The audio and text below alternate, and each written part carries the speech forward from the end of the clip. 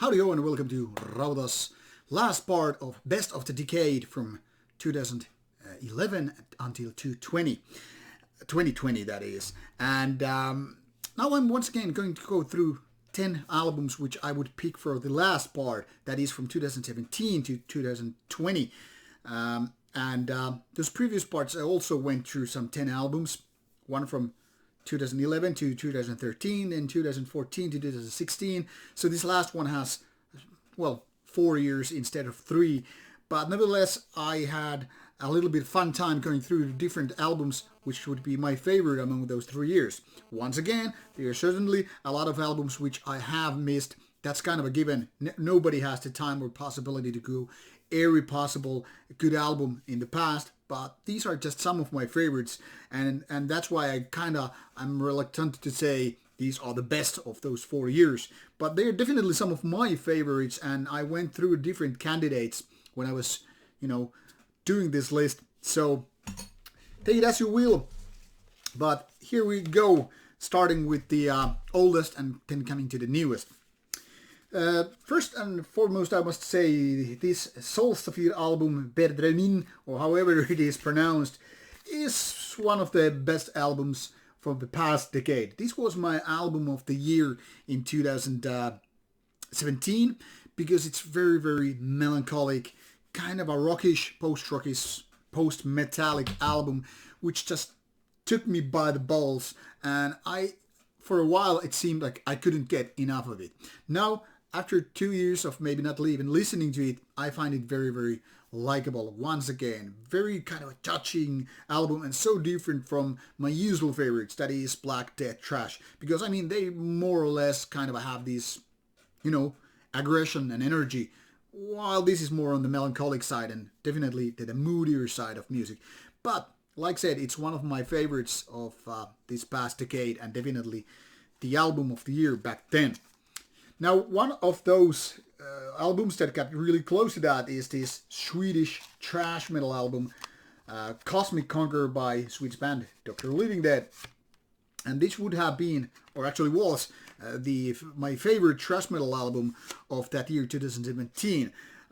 This was very, very catchy back then, and it's still very, very catchy nowadays. This is definitely one of my more modern favorites of thrash metal, because it has this kind of a variety of what most bands just lack. Great riffs, unique vocals, good melodies, and in general, very, very good drive overall. I get it, it might be too much for some people, but those who, much like me, enjoy Suicidal Tendencies, one of my all-time favorites, are kind of sure to like it. At least that's what I think about it. And as such, it had to be on this list as well. Then third, from that year, 2017, one of the better albums is Assagram debut album Potestas Magicum Diaboli, which totally took me by the surprise, because I didn't have these big or high expectations for the band. Really dark and greatly made black metal, which kind of shows in so many ways why the band is so good. They're great riffs, great melodies, great playing, good vocals. Everything just seems to be falling in place, and as such, it's definitely one of the better albums in 2017, and that's why it made to the list. I think the second album is also good, but this first album, I think it really, made the difference, and in my opinion, it's the better one. Now we move to 2018, which was great year for death metal. One of the better albums, in my opinion, is this Skeletal Remains album, Devouring Mortality. Now, there were lots of other good death metal albums which didn't make to the list, even though it was quite close. There was Cut Up, there was Cannibal Corpse, there were some other bands like, D-Side.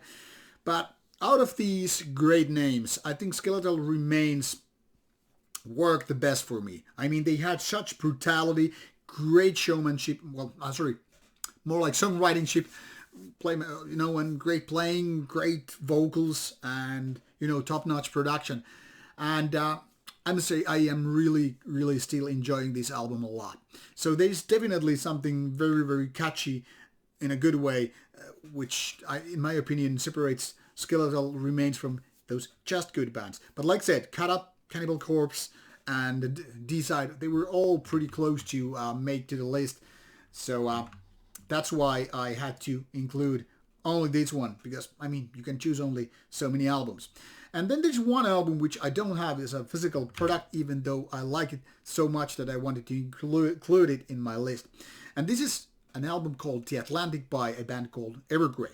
Now, it was a couple of years ago when I saw these guys on a Nordic Metal Cruise and went to interview them, having barely listened maybe a couple of albums. So even though this album was already out then, I hadn't listened to it, and it was only after the interview when I got to listen more about this band, because their earlier works, well, they were quite okay, but really not my cup of tea. And then when I was listening to this newest album back then, I was like, shit, how come I have totally missed the album? I'm very close to this average score here, because in my opinion, this is a very, very good album. Very powerful production, but most importantly, good songwriting, and even more importantly, really great vocals. There's some parts which just give me the, goosebumps, like this song called Weightless, and I guess in so many ways, End of Silence also. I know this is way too soft for many people, but those who, much like me, can enjoy bands like, I don't know, Paradise Lost, there's something that speaks to me. It's kind of a melancholic, it's very, very emotional album, and at the same time it's melodic and atmospheric. And I still, for some reason, haven't had the time to buy this album, but I'm gonna add it to my collection later on. I've just mostly been listening to it on Spotify, and I still like it a lot. So when I was listening for this list, yeah, I could still say, yeah, it definitely belongs to this list. And that's it. We're already in 2019. It seems like I had only one Skeletal Remains from 2018. As strong as it was for death metal, it seems like 2017 and more so 2019 did the trick here. Because what I have here in stock is Sielun Vihollinen album Kuolon Kylväjä, Dead Dealer. And this one, in my opinion, is one of the best, or if maybe the best. It seems like this is all wrong way here. The best album during that year. Very melodic and catchy black metal. And even though I like good melodies, I'm not so used to enjoying melodic black metal, not as much as the rawer end of the genre. And this took me by surprise, because in fact I managed to like this kind of melodic black metal so much. Really good album, and I know that this year, 2021, the new Sielun Vihollinen album is out in April. Will it compete with this one? That is remain to be seen. Another black metal album that was great in 2019 is Mgwa with the Age of Excuse album. Even though this is even not my favorite Mgwa album, I still like it a lot. There's just something very unique with Mgwa's style, being kind of atmospheric, kind of melancholic also, but more importantly being atmospheric all the way to the end. And that is what speaks to me in so many ways. It's kind of even hard to describe, because Mgwa's riffs are not the types that, instantaneously just hit you in the head with a massive force, but you kind of grow into that because of the atmosphere and good vocals and good production. I mean, fitting production. It's like not like that Skeletal Remains or anything like that, obviously, because it's different style. But I don't know, I've been a fan of the band since the beginning, and I still seem to enjoy every album they keep making. So that's why it's on that list. Now, one of the positive thrash metal surprises from the past decade is also this one, Exuma with Hostile Defiance. This German veteran band kind of never made such a big impact on this album, because, first of all, I kind of skipped the early ones back in the days for so many reasons, and that's why I never had big expectations for the band. But when this album came out, I was instantaneously like, man, this is so good thrash. Lots of energy, good vocals, some really kind of up-tempo stuff, and I was like, this is how thrash metal is supposed to be sounding. And man, I still like it, very much so. So, only 2 albums from 2020 made to this list, and it's almost like only one made it, but I had to kind of squeeze another one in.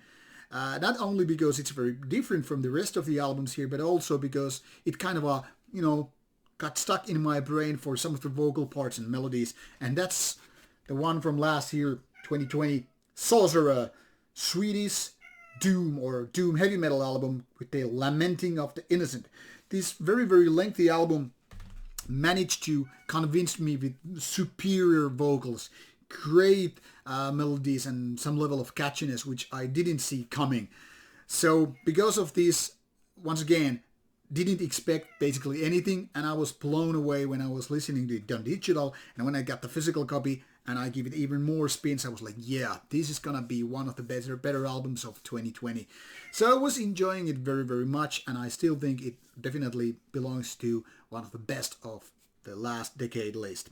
And then comes No Surprise album, well, technically MCD, but this is more about favorites of the decade, more like the best albums only. And this is the ones that you all know me praising previously, Yuffia, with their first release, Under His Way. Now, this is an MCD with 3 tracks, of which one track, the last one, is a Rotting Christ cover.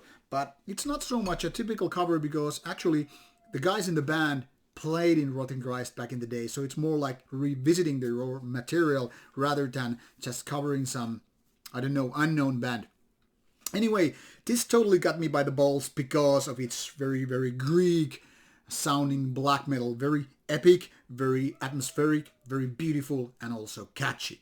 And at first I was like, okay, this is good, but nothing phenomenal. Then I was like, no, this is better than just good. This is great.